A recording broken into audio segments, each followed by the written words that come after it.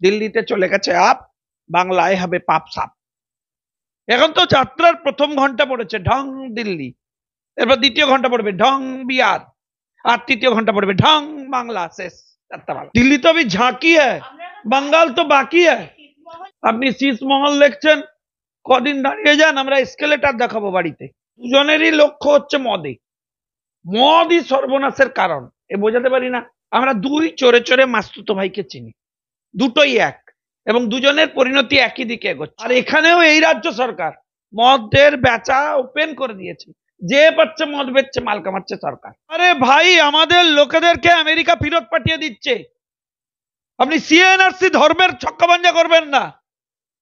আমার এখানকার মুসলিমরা আমাদের দেশের সুবিধা ফ্যাসিলিটি পাচ্ছে না, কারণ বহিরাগতরা আসছে বলে। কেজরিওয়াল আর ময়দানে থাকবে না, ব্যাগ গুছিয়ে নিয়েছে, বিদেশ চলে যাবে। কংগ্রেসটা কি খায় না মাথায় দেয়? ও তো শূন্য, কংগ্রেস তো শূন্য। দেখুন, আমার উপর রেগে যেতে পারে আমার তৃণমূলের বন্ধুরা, কিন্তু দুজনেরই লক্ষ্য হচ্ছে মদে, মদই সর্বনাশের কারণ। এ বোঝাতে পারি না? মদ খাওয়া যে স্বাস্থ্যের পক্ষে খারাপ খারাপ খারাপ, এটা প্রমাণিত হচ্ছে, লোকে বুঝছে না। সেখানে একজন মদ খেয়ে সরকার থেকে চলে গেল, মদের টাকা খেয়েছে, মদের কেলেঙ্কারি হয়েছে, মুখ্যমন্ত্রী জেলে গেছে, চলে গেছে। আর এখানেও এই রাজ্য সরকার মদের বেচা ওপেন করে দিয়েছে, যে পাচ্ছে মদ বেচছে, মাল কামাচ্ছে সরকার, চলে যাবে।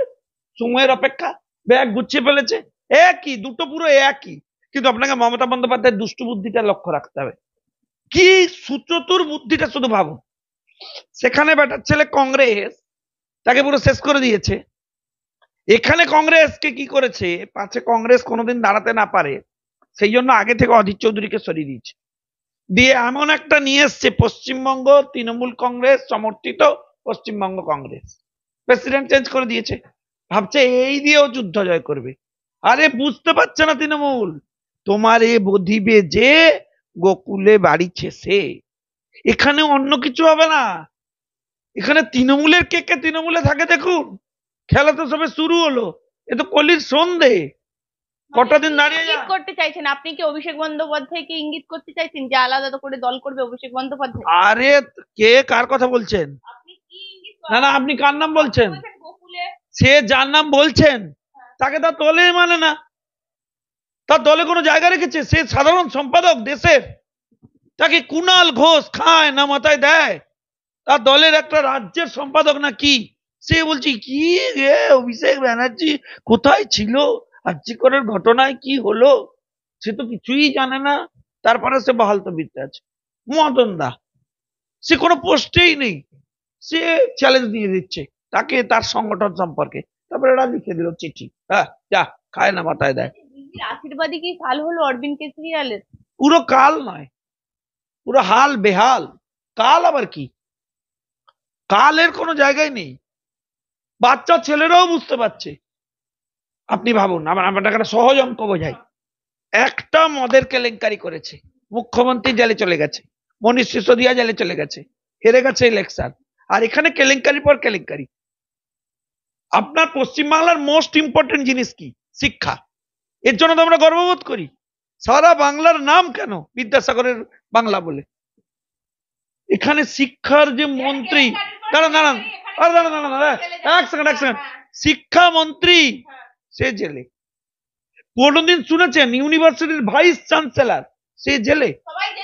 আপনি ভাবুন, যে ক্ষমতায় এলো লড়াই করে তৃণমূল কংগ্রেস, আন্দোলনের বিষয় ছিল কি? খাদ্য আন্দোলন।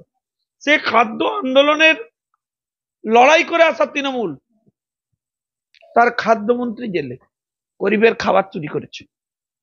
আপনি ভাবুন, এই সরকার থাকবে মনে হয় আপনার? এইবারে যদি গণতান্ত্রিক প্রক্রিয়া নির্বাচন হতো 2021-এ, এ ক্ষমতায় থাকতো না। আপনি লক্ষ্য করে দেখবেন, আমরা 3 থেকে 80-তে পৌঁছে গেছি, বাকিটা লুটেছে, কাউন্টিং ফাউন্টিং লুটেছে, এবার সেগুলো পারবে না। হ্যাঁ, ইলেকশন কমিশন নিয়ে এখন অভিযোগ করছে। কারা করছে?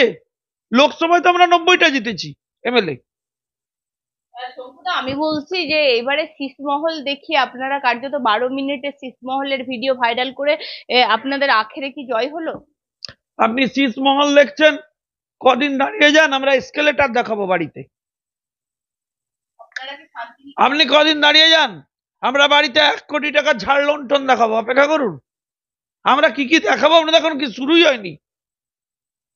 দিল্লি তো अभी झांकी है, बंगाल तो बाकी है। ছিটমহল ভার্সেস টালির চাল, তো সেটা তো আপনারা কিছু করতে কোনো পারবেন না। টালির চাল ফাল নেই, ওসব গল্প দিয়ে কোনো লাভ নাই। সত্যি ছবি সব বেরোবে, অপেক্ষা করুন। এ কিছু শুরুই হয়নি। এখন তো যাত্রার প্রথম ঘন্টা পড়েছে ঢং দিল্লি, এরপর দ্বিতীয় ঘন্টা পড়বে ঢং বিহার, আর তৃতীয় ঘন্টা পড়বে ঢং বাংলা। শেষ যাত্রাপালা। বলছি, একটা জিনিস আমি জিজ্ঞাসা করবো, বলছি শাহিনবাগ যেখানে একদম সংখ্যালঘু অধ্যুষিত, বুঝেছি আমরা, সেখানে বলেছিল সংখ্যালঘুরা বুঝেছে, উন্নয়ন করেনি তো। এই যে এই লোকটা টাকা খেয়ে নিল, এই নওশাদ সিদ্দিকী, দিয়ে ডায়মন্ড হারবারে দাঁড়ালো না। এখানকার একটা বুদ্ধিজীবী যারা বুদ্ধিস্ট জাতীয়তাবাদী মুসলিম সম্প্রদায়, তারা তো তৃণমূলের ভাওতাবাজিটা বুঝে গেছে।